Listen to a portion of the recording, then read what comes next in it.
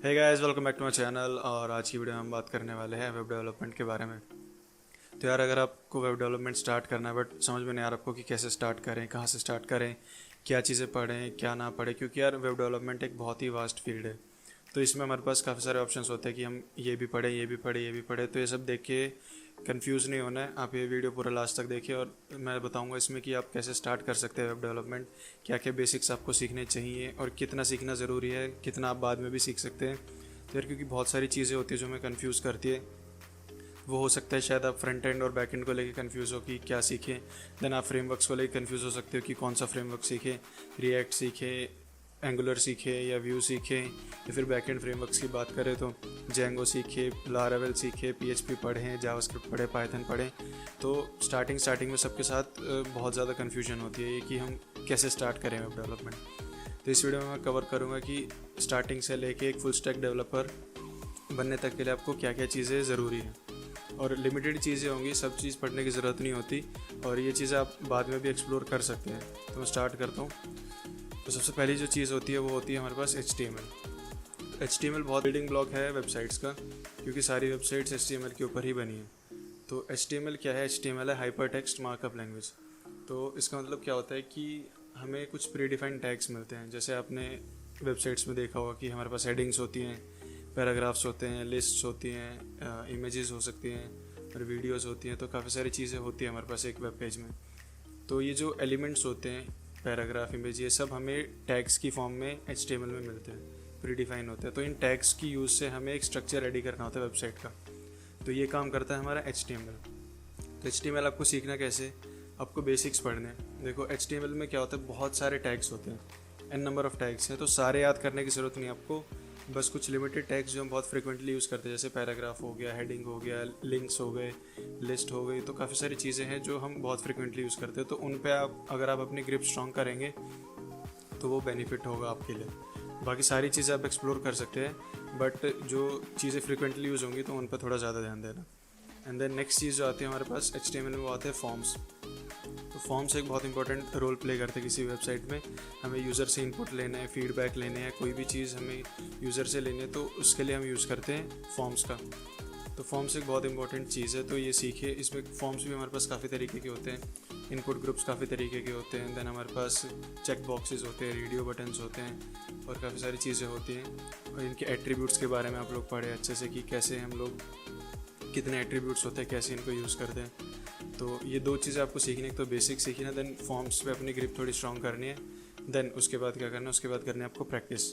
क्योंकि HTML थोड़ा practice करेंगे तो स्ट्रॉन्ग होगा आपका, क्योंकि आपको पता होना चाहिए कि कौन सा एलिमेंट हमें किधर यूज़ करना है और क्यों यूज़ करना है और कब यूज़ करना है। अगर आपको एक बार ये चीज़ें सारी समझ में आ गई तो आप HTML को अच्छे से समझ गए।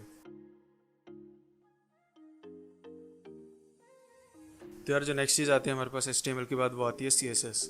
CSS stands for cascading style sheets. तो CSS क्या हेल्प करती है? ये हेल्प करती है हमारी वेबसाइट्स को और ज़्यादा ब्यूटीफुल बनाने में, क्योंकि जो डिफ़ॉल्ट HTML स्टाइल होता है वो बहुत अजीब दिखता है। बट जो अगर हमें अपनी वेबसाइट को अच्छा दिखाना है तो हमें CSS यूज़ करनी पड़ेगी।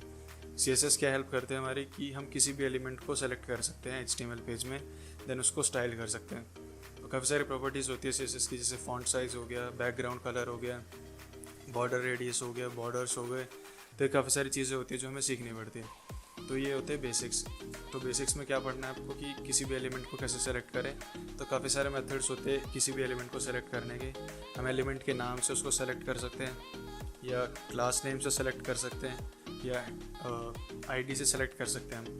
तो काफ़ी सारे मेथड्स होते हैं किसी भी एलिमेंट को सेलेक्ट करने के। तो पहले आपको सिलेक्शन सीखना पड़ेगा, कैसे हम एलिमेंट को सेलेक्ट कर रहे हैं। देन उसके बाद स्टाइलिंग प्रॉपर्टीज़ के बारे में पढ़ना पड़ेगा।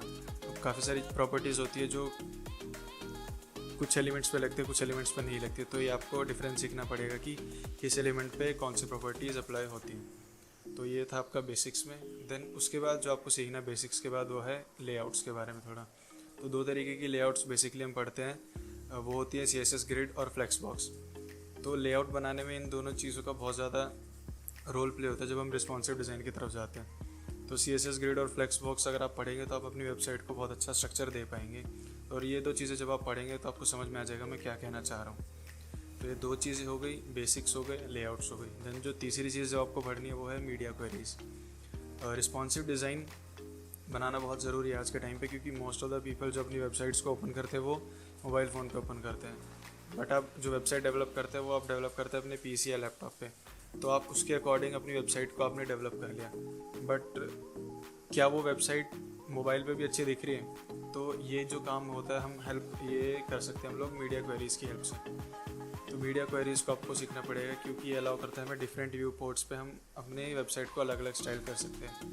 फॉर एग्जांपल कोई वेबसाइट है, उसका बैकग्राउंड कलर डेस्कटॉप व्यू पे रेड है, बट जो जैसी वो मोबाइल व्यू पे आएगी उसका बैकग्राउंड कलर ब्लू हमें दिखाना है। तो ये पावर देता है हमें मीडिया क्वेरीज़। तो ये 3 चीज़ें आपको ज़रूर सीखनी है, बेसिक्स पढ़े, लेआउट्स पढ़े एंड देन मीडिया क्वेरीज़। ये 3 चीज़ों के बाद जो चौथी चीज़ जो है, जो आपका काम बहुत ज़्यादा आसान करने वाली है, वो है CSS फ्रेमवर्क्स। तो काफ़ी सारे फ्रेमवर्क्स होते हैं हमारे पास, जैसे बूटस्ट्रैप हो गया, मटेरियलाइज CSS हो गया, UI किट हो गया। तो बहुत सारे फ्रेमवर्क्स होते हैं हमारे पास। तो ये काम क्या करते हैं कि हमारी हेल्प करते हैं। जब हमने CSS पढ़ लिया, हम एक एक एलिमेंट को स्टाइल करना सीख गए, तब हम अगर बार बार स्टाइल करने बैठेंगे कोई एलिमेंट को तो हमारा बहुत ज़्यादा टाइम वेस्ट होगा। तो ये फ्रेमवर्क्स क्या करते हैं कि हमें रेडीमेड एलिमेंट देते हैं जो ऑलरेडी स्टाइल्ड होते हैं, जैसे नैव बार हो गया, बटन हो गया और लिस्ट हो गई। हमें उनको बार बार स्टाइल नहीं करना पड़ता, तो आपको सिर्फ कोड उनकी वेबसाइट से कॉपी करना है, देन उसको यूज़ करना है। तो ऐसे करके आपका टाइम बहुत ज़्यादा बच जाएगा और आपका डेवलपमेंट स्पीड थोड़ी फास्ट हो जाएगी।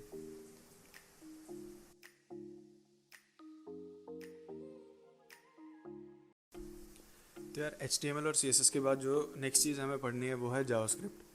जावास्क्रिप्ट क्यों पढ़ते हैं हम लोग? जावास्क्रिप्ट हम पढ़ते हैं अपनी वेबसाइट्स को और भी ज़्यादा इंटरेक्टिव बनाने के लिए। इंटरेक्टिव से मेरा मतलब है कि आप अपनी वेबसाइट पे इवेंट्स को मैनेज कर सकते हैं ईजिली।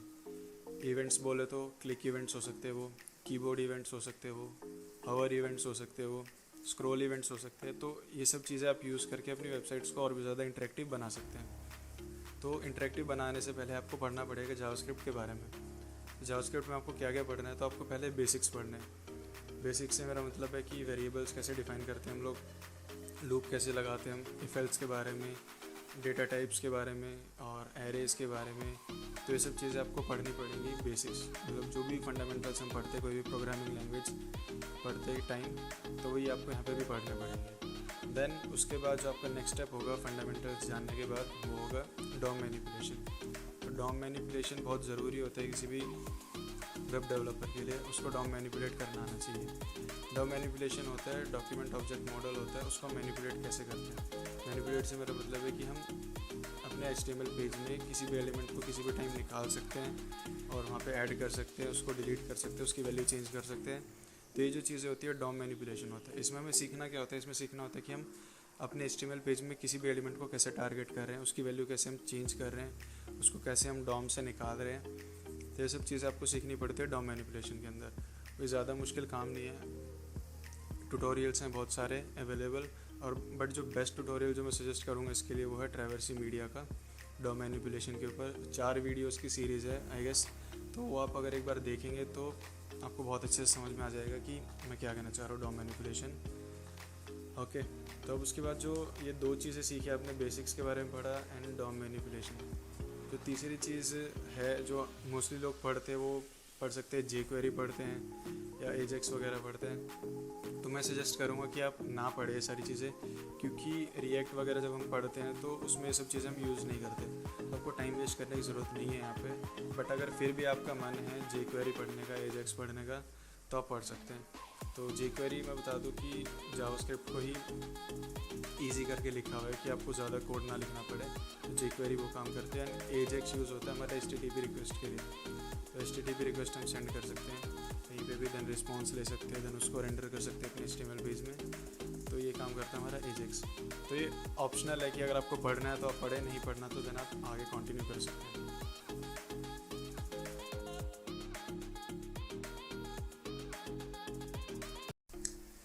तो यार आपने अपनी वेबसाइट बनाना सीख लिया, उसको होस्ट करना सीख लिया और अपने दोस्तों को भी दिखा दिया आपने। तो अब नेक्स्ट स्टेप क्या? तो नेक्स्ट स्टेप में आपको पढ़ना है बैक एंड के बारे में। तो यार बैक एंड स्टार्ट करते टाइम आपके दिमाग में बहुत सारे क्वेश्चंस हो सकते हैं। वो क्वेश्चन हो सकता है कि हम कौन सी बैक एंड लैंग्वेज चूज़ करें, कौन से बैक एंड फ्रेमवर्क्स को हम यूज़ करें। तो काफ़ी सारी बैक एंड लैंग्वेजेस हैं हमारे पास, जैसे रूबी है, गो है, PHP है, पाइथन है, जावास्क्रिप्ट है। तो सब लैंग्वेजेस के फ्रेमवर्क्स ऑलरेडी हैं मार्केट में, तो अगर आपने इनमें से कोई लैंग्वेज पहले पढ़ी हुई है तो आप उसका फ्रेमवर्क्स यूज़ कर सकते हैं। जैसे आप अगर आपने पाइथन पढ़ी है तो आप जेंगो यूज़ कर सकते हैं। अगर आपने PHP पढ़ी है तो आप लारावेल या फ्लास्क यूज़ कर सकते हैं। अगर आपने रूबी पढ़ी है तो आप रूबी ऑन रेल्स यूज़ कर सकते हैं। अगर आपने जावास्क्रिप्ट पढ़ी है तो आप एक्सप्रेस यूज़ कर सकते हैं। तो काफ़ी सारे फ्रेमवर्क्स अवेलेबल हैं मार्केट में। तो ये डिपेंड करता है कि आपको कौन सी प्रोग्रामिंग लैंग्वेज आती है या आपने कौन सी प्रोग्रामिंग लैंग्वेज पढ़ी है, देन आप वो फ्रेमवर्क्स यूज़ कर सकते हैं। तो अभी हम यहाँ पे बात कर रहे हैं जावास्क्रिप्ट के बारे में। तो अगर आपने जावास्क्रिप्ट ही पढ़ी है अभी तक तो टेंशन वाली बात ही नहीं है। जावास्क्रिप्ट की हेल्प से भी हम बैकएंड बना सकते हैं अपनी वेबसाइट का। तो इसमें पढ़ना क्या है, हमें Node.js पढ़ना है और एक्सप्रेस पढ़ना है। तो Node.js क्या है कि Node.js हमें रन टाइम प्रोवाइड कराता है कि हम अपने जावास्क्रिप्ट कोड को मशीन पे भी रन कर सकें। तो अगर आपने थोड़ा पढ़ा होगा जावास्क्रिप्ट के बारे में तो ये था कि जावास्क्रिप्ट जो है ब्राउज़र की लैंग्वेज है, वो सिर्फ ब्राउज़र तक ही लिमिटेड है। Node.js के बाद हम अपना जावास्क्रिप्ट का कोड मशीन पे भी रन कर सकते हैं। मशीन पे रन कर सकते हैं तो मतलब हम सर्वर भी बना सकते हैं। तो Node.js की हेल्प से हम लोग सर्वर क्रिएट कर सकते हैं और अपना बैकएंड बना सकते हैं अपनी वेबसाइट का। तो आपको करना क्या है कि Node.js के बारे में थोड़ा समझना है कि Node.js क्या होता है, क्या क्या फंक्शंस होते हैं, क्या क्या वो हमें पावर देता है करने के लिए। देन उसके बाद आपको जाना है एक्सप्रेस के पास, एक्सप्रेस पढ़ना है आपको। एक्सप्रेस क्या करता है कि Node.js का जो ओरिजिनल कोड है उसको सिंप्लीफाई करके हमने लिखा हुआ है उसमें एक्सप्रेस के अंदर, तो ईजी टू यूज़ बनाता है Node.js को। तो आपको एक्सप्रेस पढ़ना है। जब आप एक्सप्रेस पढ़ेंगे तो आप यहाँ पे पढ़ेंगे डेटाबेसेस के बारे में। तो हम जो जनरली यूज़ करते हैं एक्सप्रेस के साथ डेटाबेस होता है MongoDB। तो आपको MongoDB के बारे में थोड़ा पढ़ना पड़ेगा कि किस तरीके से डेटा स्टोर होता है। अगर आप SQL पढ़ा है आपने अभी तक तो उससे बिल्कुल डिफरेंट है ये, तो आपको थोड़ा समझना पड़ेगा। इसमें JSON टाइप डेटा स्टोर होता है तो वो आपको सीखना पड़ेगा। JSON के बारे में थोड़ा पढ़ना पड़ेगा, MongoDB के बारे में थोड़ा पढ़ना पड़ेगा। MongoDB की क्वेरीज़ आपको पढ़नी पड़ेंगी, कैसे डेटा स्टोर कराते हैं, कैसे डिलीट कराते हैं, कैसे अपडेट होता है। मॉडल्स के बारे में थोड़ा पढ़ना पड़ेगा। तो ये सारी चीज़ें आपको पढ़नी पड़ेगी। देन आपको API कॉल्स के बारे में पढ़ना पड़ेगा, राउट्स के बारे में पढ़ना पड़ेगा, कब कौन सा राउट हिट करे, कैसे डेटा फेच कर रहे हैं, कैसे रेंडर करा रहे हैं। तो ये सारी चीज़ें अभी मैं बोल रहा हूँ शायद आपको कंफ्यूज कर रही हूँ, बट यूट्यूब पे एक प्लेलिस्ट है, वो भी ट्रैवर्सी मीडिया की है, उसका नाम है एक्सप्रेस.js क्रैश कोर्स है शायद, या मैं उसका लिंक डिस्क्रिप्शन में डाल दूँगा। तो वो 8 वीडियो की सीरीज़ है, उसमें आपको बहुत अच्छे से बताया हुआ है कि आप MongoDB के साथ कैसे इंस्टॉल कर सकते हो उसको, कैसे उसको स्टार्ट कर सकते हैं अपने डेस्कटॉप या PC पे। देन आप कैसे अपना एक्सप्रेस सर्वर स्टार्ट कर सकते हैं, कैसे डेटा फेच कर सकते हैं, कैसे रेंडर कर सकते हैं। तो ये सारी चीज़ें उसमें बहुत अच्छे से एक्सप्लेन करी हुई है। मैंने खुद वहाँ से देख के सीखा था, तो मैं उसका लिंक डिस्क्रिप्शन में डाल दूँगा, तो आप वहाँ से देख के सीख सकते हैं सारी चीज़ें।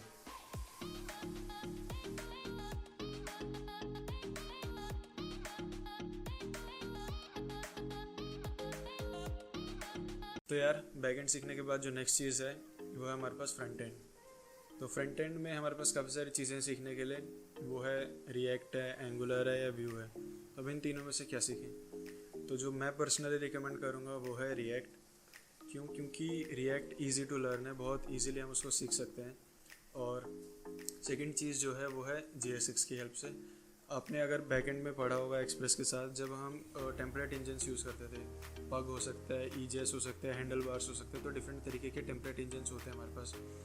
बट यहाँ पे हम जो यूज़ करते हैं वो JSX यूज़ करते हैं, क्योंकि इसमें जावास्क्रिप्ट और भी ज़्यादा पावर देता है JSX को, तो हम इसमें JSX यूज़ करते हैं। सिमिलर टू HTML होता है, तो इसलिए आपको कोड करने में कोई दिक्कत नहीं होती। एंड जो तीसरी चीज़ है वो है वर्चुअल डॉम। तो वर्चुअल डॉम क्या करता है कि जितनी चीज़ें ज़रूरी हैं डॉम में रिफ्लेक्ट करने के लिए उतनी ही रिफ्लेक्ट करता है, पूरे पेज को दोबारा से ना रेंडर करके जितना पर्टिकुलर एरिया हमें रेंडर करना होता है उतना ही रेंडर करता है।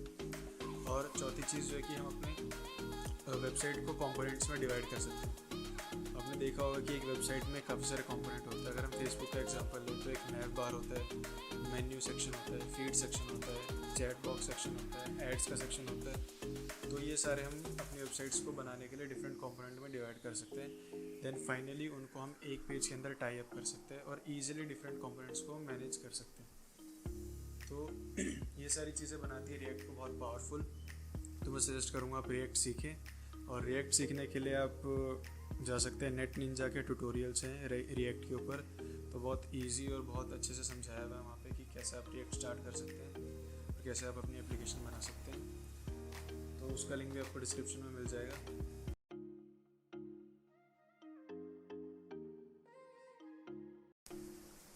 तो यार फ्रंट एंड बैक एंड सीखने के बाद अब आप एक फुल स्टैक डेवलपर बन चुके हैं। तो अब इसके बाद क्या? तो इसके बाद आता है मर्न एप्लीकेशन या मीन एप्लीकेशन।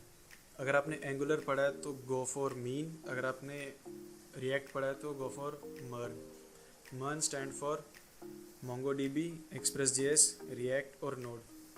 तो ये चारों टेक्नोलॉजीज़ को हम यूज़ करके एप्लीकेशन बनाते हैं, जिसमें फ्रंट एंड भी हम खुद ही बनाते हैं, बैक एंड भी हम खुद ही बनाते हैं। फ्रंट एंड बनाते हैं रिएक्ट की हेल्प से, बैक एंड बनाते हैं हम नोड.js और मोंगोडीबी की हेल्प से। ओके, तो इसमें आपको पढ़ना क्या है कि आपको देखना है कि आप कैसे APIs बनाते हैं, कैसे कॉल करते हैं, कैसे रिस्पॉन्स सेंड करते हैं और कैसे उसको रेंडर कराते हैं अपने फ्रंट एंड पे। तो ये सारी चीज़ें आप यहाँ पे सीखेंगे। डेटाबेसेस के बारे में पढ़ेंगे, रेंडरिंग के बारे में पढ़ेंगे, फ्रंट एंड से कैसे हम API कॉल करते हैं, कैसे उसको रेंडर करते हैं और कैसे हम बैक एंड से डेटाबेस से फेच करते हैं, देन उसको सेंड करते हैं हम लोग। तो ये सारी चीज़ें जो है वो आप इसमें पढ़ेंगे मर्न एप्लीकेशन बनाते टाइम, और फाइनली इसको डिप्लॉय करेंगे।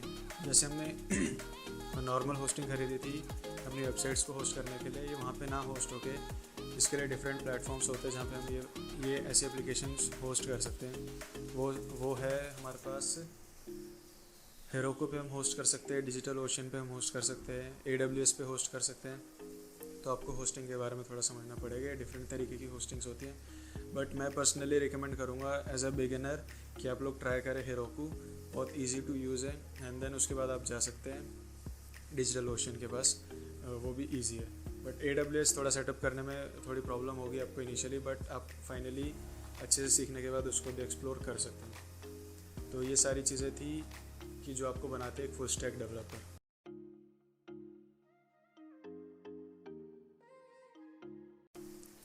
तो यार फाइनली इतनी सारी चीज़ें सीखने के बाद, फुल स्टैक डेवलपर बनने के बाद, तो अब इसके बाद क्या करें?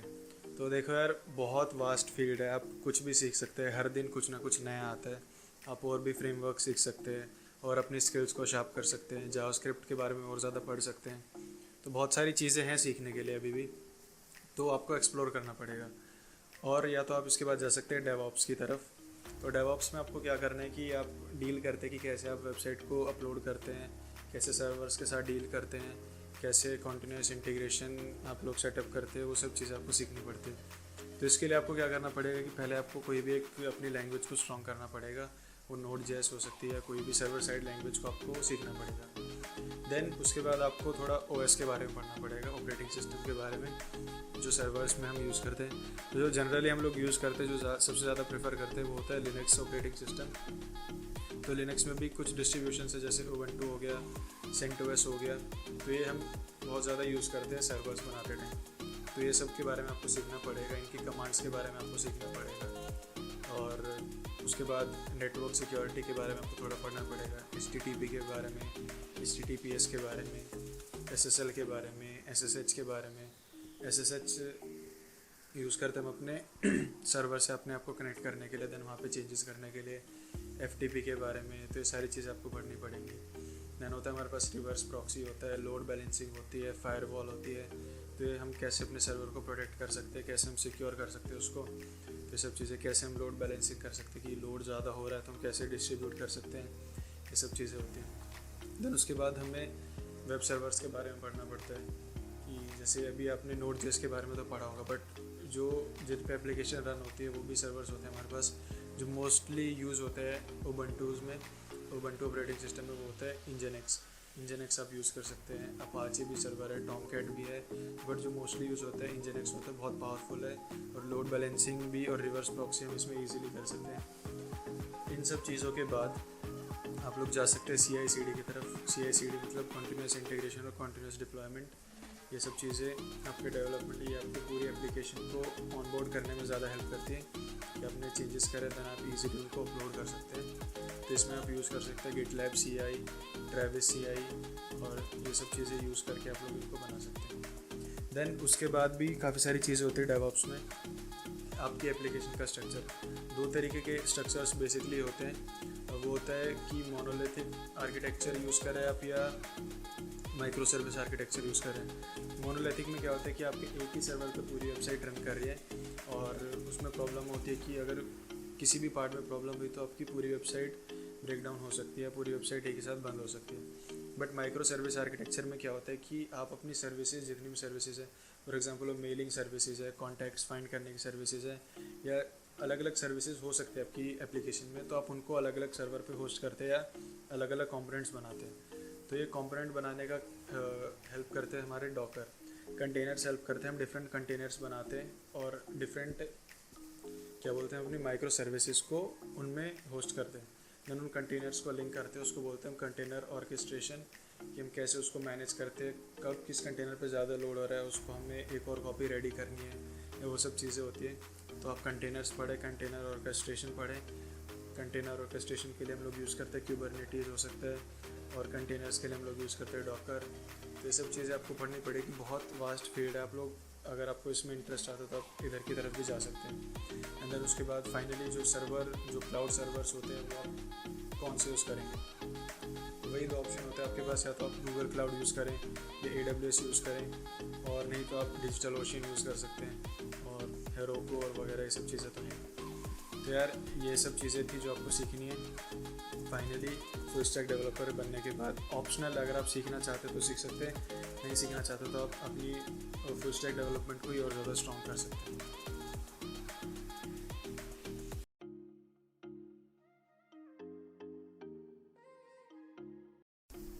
तो यार हमने काफ़ी हद तक सारी चीज़ें डिस्कस कर ली हैं जो कि हमें चाहिए एक फुल स्टैक डेवलपर बनने के लिए। बट ये इतनी लंबी जर्नी स्टार्ट करने से पहले मैं कुछ सजेस्ट करना चाहता हूँ आपको। तो वो चीज़ें कि आप अगर ये सब चीज़ें स्टार्ट करना चाहते हैं तो उसके लिए आपको चाहिए एक अच्छा टेक्स्ट एडिटर, जो कि मैं सजेस्ट करूँगा VS कोड आप यूज़ करें अपने कोड को लिखने के लिए। देन फाइनली मैं सजेस्ट करूँगा कि आप गिटहब के बारे में थोड़ा सीखिए, गिटहब और गिट के बारे में, कि आप कैसे अपने वर्जन्स को कंट्रोल कर सकते हैं, कैसे अपलोड करते हैं गिटहब पे, और ये सब चीज़ें आप सीखें गिटहब के बारे में।